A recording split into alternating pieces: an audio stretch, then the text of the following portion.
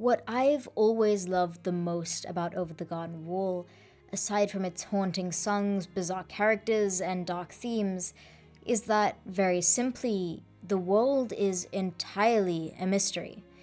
The unknown, as it's called in the show. A lost world, and a world that is seen as lost without any explanation nor need for an explanation. For the world itself is given liveliness through its own inhabitants, knowing little more about what lies in the unknown than the lost travelers themselves. And yet the poetic limbo that is the unknown is drenched in a melancholic beauty.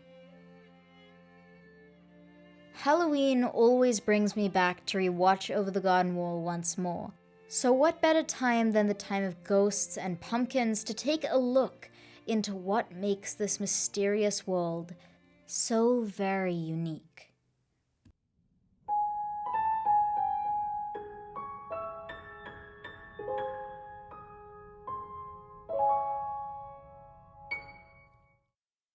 One of the first things you'll come to find when people discuss Over the Garden Wall on the internet is all the different interpretations of the world. From it being a metaphor for Dante's Inferno to it being an alternate reality, the theories and attempts to uncover the empty spaces in the unknown go on forever. Which gets one thinking, what do we actually know for sure about the woods of the unknown? All that is shown to us about the unknown is that it's a place where lost people wander, with different tiny pockets of life in it, all of which seem to live with little knowledge or even consideration of other people outside their own spaces. Despite this, they all seem to belong and have firm identities along with communities, with such beautifully varied appearances that one can only assume there is so much more than the tiny specks of life we see in this vast expanse of darkness. Despite the distance between the inhabitants, one being is known by every person in the unknown. The Beast, who is feared by everyone and seen as a threat of unspoken origin. The Beast is a creature that shall trick and lie, turning children into Adelaide trees only for the woodsman, a man haunted by the fear that his beast has his daughter in a lantern, to cut these trees down, creating oil to feed the lantern, unknowingly contributing to actually feeding the soul of the beast himself. Besides our main cast of Beatrice, Wirt, and Greg, no other characters, including our deeply unsettling antagonist, have much information on their own backstories, which only makes the world feel more lost and unknown, creating an often uncomfortable sense of aloneness for anyone watching, as we see the world from our lost travelers' perspectives, seeing a world that is so familiar yet so distant, full of darkness and quiet, but all while holding mysterious pockets of song along the way.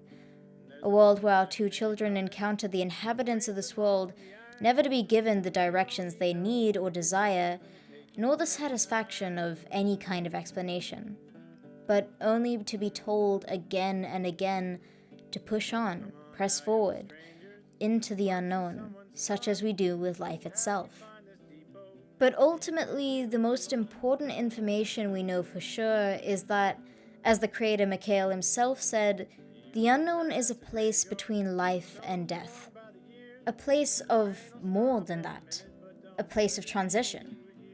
Transition from wearing a costume to having an identity, of fantasy to reality, of fear to courage, of life to death, of growing up, and of seasons that beckon the leaves of their branches, changing as our story progresses.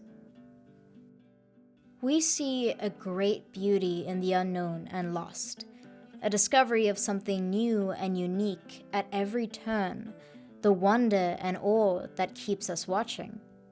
The opening song is a wonderful example of this, especially its last line and how that ties into the story.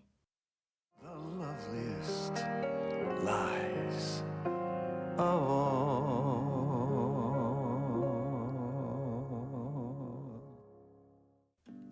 This feeds into the idea that, although a world that is full of fantasies and trickeries, the unknown is a place that can be hopeful. As a cautionary fable teaches lessons, one can choose to overcome the fear of the unknown and to see the hope and beauty that may come from it. I say fantasies instead of lies because the unknown is not a lie, but merely a fantastical observation. Similarly to how Greg's bizarre facts are not lies, but creative stories that he has made up, much like how the townsfolk of each area are very much like fables and fantastical people built off mysteries and fairy tales. Back to the opening song, I think it's a core aspect of why the unknown is shown to be beautiful. Our first glimpse into the world of the unknown all starts with this single song that holds possibly the most poetic, powerful lyrics I've heard, all which sucks us into this world in a way that I just can't describe. In the unknown, one is led through the mist in these milky lights that are only led by the moon. Everything that you have lost is felt to be revealed. The burdens that you have, the echoes of tomorrow, the echoes of the next season, they're all here. And yet we don't know where we are, and we don't know where we're going. And if these fables and fairy tales we've come to love are not true and cannot be true, why not just pretend they are? Then we come to the chorus, which is, in my opinion, the most literal part of the song. The gentle wind beckons through the leaves as autumn colors fall. These gentle winds of the autumn are beckoning leaves of their branches. Autumn colors are falling. One dances in a swirl of their own memories and thoughts come to life around them, and it is the loveliest lie of all. Although a fantasy with reality and a mystery with truths, the unknown holds hope as a lovely false world because it allows our protagonists to move, to life or death, to identity or a costume. The unknown pushes discovery, but never a discovery of the unknown itself, simply a discovery of oneself. For that which is not real nor fake, and has no attachment to being true or false, has no true need to really be uncovered.